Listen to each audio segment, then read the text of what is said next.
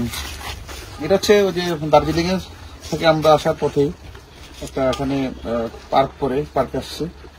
এখানে পাহাড়কে পাহাড়ের মতো রেখে পাহাড়ের সাথে মানিয়ে নেওয়া কিছু ঘর আছে। এই ঘরগুলোর মধ্যে একটা অনেকগুলা ঘর দেখেছি, খুব কম খরচে তারা আমার মনে তৈরি করা।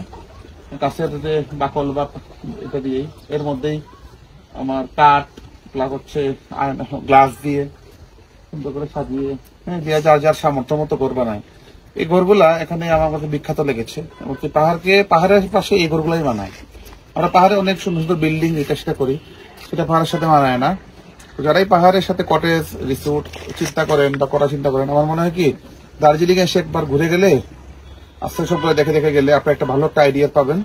সেটা আপনি আমাদের বাংলাদেশেই সিলেটের পাহাড়ি অঞ্চল সহ চট্টগ্রাম সহ পাহাড়ি অঞ্চলে ভালো কিছু ঘরের আইডিয়া এখানে পাবেন। এখানে শত শত বছর ধরে এই কালচারটা তৈরি হয়েছে। নেপাল বা বিভিন্ন এলাকার মানুষ এখানে এসেছে, এই ঘর তৈরি করেছে। এই ঘরটা দেখেন, এরকম অনেকগুলো ঘরের ছবি আমার কাছে আসে, কমেন্ট বক্সে কোথাও দিয়ে দিব। Thank you.